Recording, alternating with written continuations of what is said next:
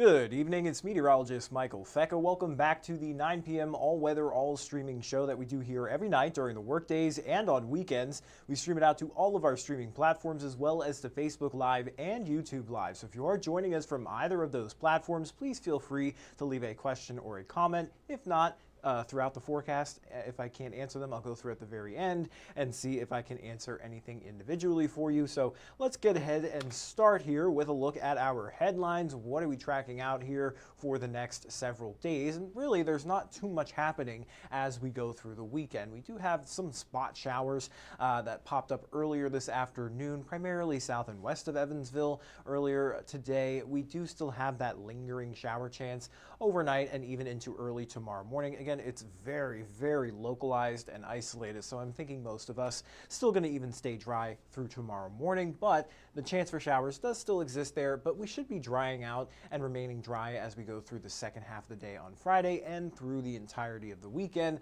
before we see a cold front begin to move in for the first half of next week. Monday through Wednesday, we'll start to see an increase in those rain chances, and then behind that front, we're actually going to start to cool back down to more fall-like temperatures. Right now, we've been ranging 10 degrees, nearly 10 degrees or more above average for this time of year. Looking at our highs from earlier today, we topped out in the upper 80s, 88 degrees here in Evansville and down towards Bowling Green, nearly 90 out towards Paducah, St. Louis, and Springfield. So very, very warm air for this time of year. Our typical highs are topping out in the upper 70s, around 77. So we are well above that. It is very warm, so that welcome change by the end of next week is something that I'm sure many of us are going to be excited about. But looking at our current temperatures, most of us are sitting in the lower 70s. A few spots a bit cooler than that, especially over southern Illinois. That's where they had a few of those spot showers pop up. One popped up over Fairfield, so that's probably why they've cooled down a little bit quicker than the rest of us. 66 degrees there, 73 here in Evansville. And looking at our current radar, we have high pressure that's still anchored off to our north and east, and with that, it's been keeping us fairly dry, but with winds out of the south, that has pumped in that warmer air, and along with it, a little bit of that lower level moisture. So with the heating of the day, we're able to get at least a few of those spot showers to pop up earlier. Again, most of that stayed southwest of Evansville and was very, very localized, so not many people saw it.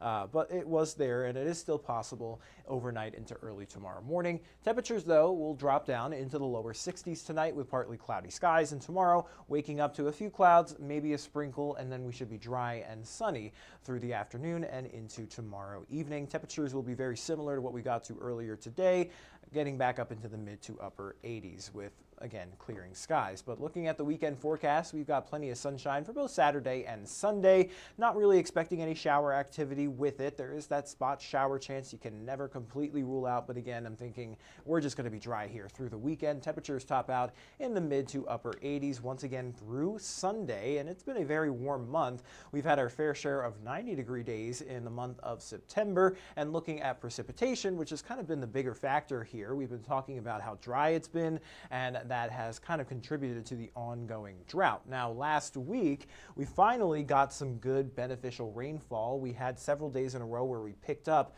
measurable rain, and we were hoping that was going to take a little bit of a bigger chunk out of that drought monitor from last week. However, last week's monitor didn't include what we received on Wednesday, which was a good portion of the moisture that we got last week. But this week's drought monitor does include what we got on Wednesday. But before we take a look at the current drought monitor, let's look at the month as a whole. We picked up around 4.5 inches of rainfall for September. That puts us around 1.19 inches above where we should be. And for the year, we've been in a surplus all year long. That hasn't changed. We are still sitting well above 9 inches above average for this year. And then our temperatures for this month, again, we've had our fair share of warm days in September, so that averaged out to 2 or just shy of 2 degrees above where we should be. But looking at that current drought monitor, now that it includes what fell last Wednesday, it did take a bigger chunk out of it. So you'll notice a lot of that moderate drought that was across much of the tri-state, and especially in southern Indiana, that has kind of backed off even further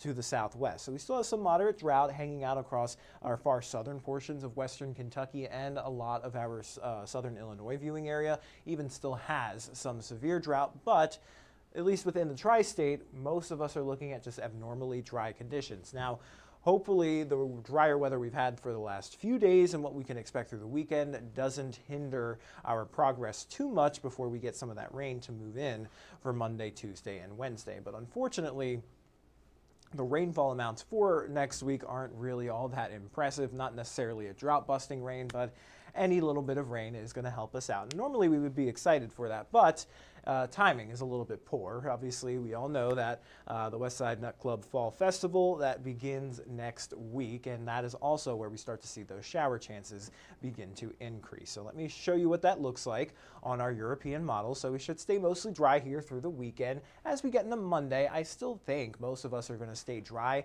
There is going to be, again, some of that moisture transported up out of the south, so with the heating of the day, you could get a few of those pop-up showers during the afternoon. But really, most of us get into the shower activity once we get into Tuesday as that front actually crosses overhead, and then that'll even continue into early Wednesday morning before gradually drying and clearing out through Wednesday afternoon. And then high pressure builds into our north and east once we get towards the second half of next week, and that is really going to help cool us down, and it also should keep us on the drier side as well. So looking at our rainfall forecast through the next 7 days, not really picking up on a whole lot.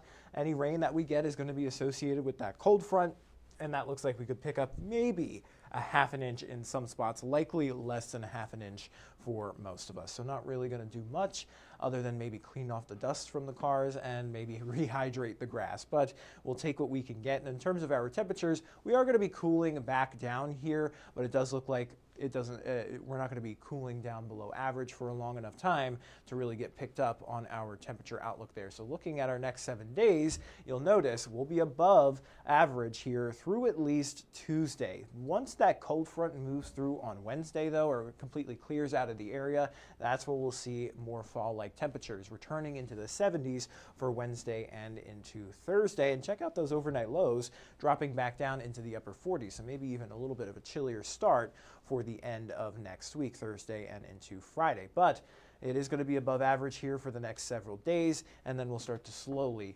creep back down to near normal.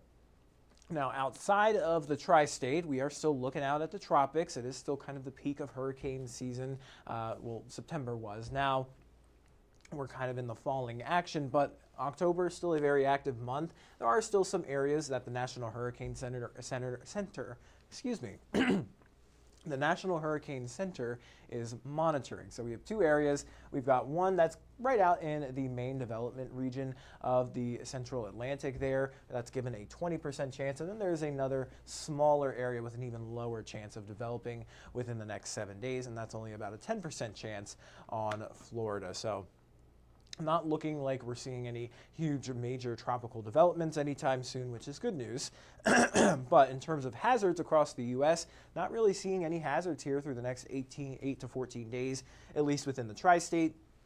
Maybe off to our south, in the deep south, they may see some rapid onset drought, and then maybe some heavy rains associated with their monsoon season out in the desert southwest. But we're kind of just expecting to remain in this fairly tranquil pattern with maybe an occasional spotty shower overnight tonight into early tomorrow morning, looking mostly dry here through the weekend, and then better chances for showers to arrive out ahead and along that cold front that's moving in Monday through Wednesday, and then we should be cooler and drier for the end of next week. So that is all I've got here for the forecast. I'm going to check out the comments really quick, see if you guys have any questions for me. I'd be happy to answer them. Looks like we've got Cheyenne. She's in our chat. She's saying good evening to you. Same thing to you, Hillary and Jeanette. So not looking like I'm seeing much in the way of questions, so that is good. I am going to hop off of the live stream now. I'll send you guys over to 14 News at 10 for all the latest news and weather headlines. Until then, everybody, stay safe and have a great rest of your evening.